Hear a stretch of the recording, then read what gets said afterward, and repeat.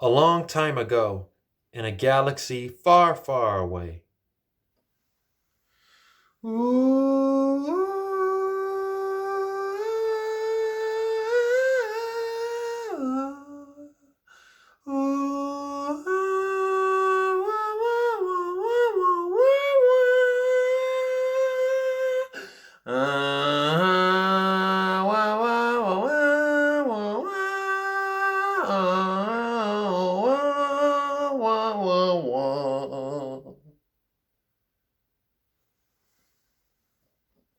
Good evening, my apprentices.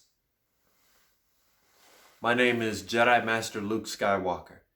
Welcome to the next episode on Sterling on Sinemas, and that's Cinemas with an S. Today I'll be giving you my review on Star Wars Episode 6, Return of the Jedi. As part of the Way Back Wednesday series here on Sterling on Cinemas, in which I'm in the Star Wars segment, we are in the Star Wars segment of Way Back Wednesday. But if you are new to the galaxy, don't forget to like, share, subscribe, and leave a comment on the section below if you will, please. And most importantly, watch it from beginning to end so that you can contribute to the number of views that add up on this channel. And if you are watching this on Instagram, don't forget to follow the page if you happen to stumble upon or crash land on this galaxy. And like, comment on whatever you have to say about Return of the Jedi, and share it on your story with your friends and families across the galaxy, please. I, Luke Skywalker, battle the horrible Jabba the Hutt and cruel Darth Vader to save my comrades in the Rebel Alliance and triumph over the Galactic Empire. Han Solo and Princess Leia reaffirmed their love and team with Chewbacca, Lando Calrissian, the Ewoks on Endor, and the android C-3PO and R2-D2. To aid in the disruption of the dark side and to defeat the evil Emperor Palpatine.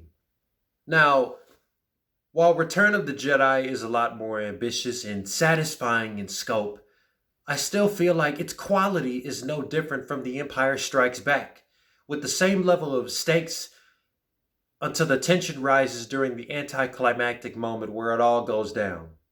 In Return of the Jedi, it picks up exactly where The Empire Strikes Back left off, with this drastic cliffhanger ending that is somewhat synonymous to Avengers Infinity War.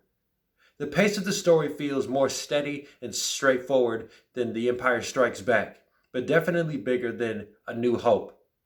I think the issue with The Return of the Jedi is the same issue that Sterling had with The Empire Strikes Back, which is the lack of tension building. Despite all of the memorable supporting characters, large-scale action, and necessary exposition, we never get any type of build-up to the reveal of Darth Vader's identity, which is actually my father. I don't know if he told you that last week, but he's my father, all right.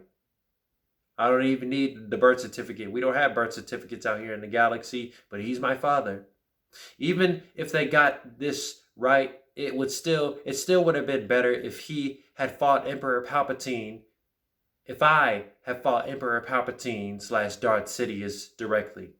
But outside of that, the movie has its best and funny moments on the forest planet Endor with those adorable Ewoks. Where we see two of the main three characters at the prologue of The Return of the Jedi makes more sense after watching The Empire Strikes Back. But my position as a Jedi is kind of questionable in the movie. We all know that the ending to the previous episode was a bad one for Luke, Luke, Leia, and Han Solo, as we have suffered different fates, and this puts a weight on us stronger than the Force itself. There's clearly a plot hole in The Return of the Jedi about how I gained more experience in a film that takes place shortly after The Empire Strikes Back, a time when I was still an amateur at being a Jedi. I went from going to blue to going to green. Well, it was cool. But now when we first see him, when you first see him, it is like he has been a Jedi for years. Like I have been a Jedi for years. I appreciate that, but it's kind of far-fetched. While it was cool to see me like that, my sudden gaining experience goes unanswered.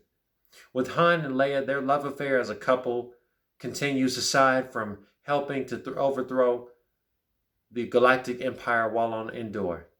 The inclusion of the Ewoks does not really have any significance to the story of the saga as a whole, but it is mostly played for laughs and heart tugs, or in dummy terms, adorability. I know that pop culture society in the 80s probably was not as radiant as it is today. What I'm saying is pop culture today is more appreciative and more desired of the things in media and fantasy and all things fiction today than they were back in the 80s. But uh, one of the biggest questions about this trilogy had to be if they were going to show who Darth Vader really was. Like, are they going to show his identity? Are they going to show his identity? Are they going to do it before this trilogy is over? Now, obviously, we know who he is after watching the prequel trilogy, but in an era where nobody knew Anakin Skywalker or Padme Amidala, there must have been some type of discussion about the real identity of my father, Darth Vader, Anakin Skywalker. He was such an imposing movie villain that people were blind to the one he was really answering to.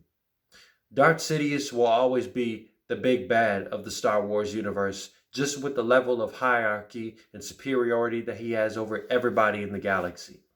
And in that anticlimactic moment where Sidious tries to convince me to join the dark side is where Darth Vader truly dies and Anakin Skywalker, my father, the one that I had the Jedi legacy passed on to, is rescued. Rotten Tomatoes gives Star Wars Episode 6, The Return of the Jedi, 82% score.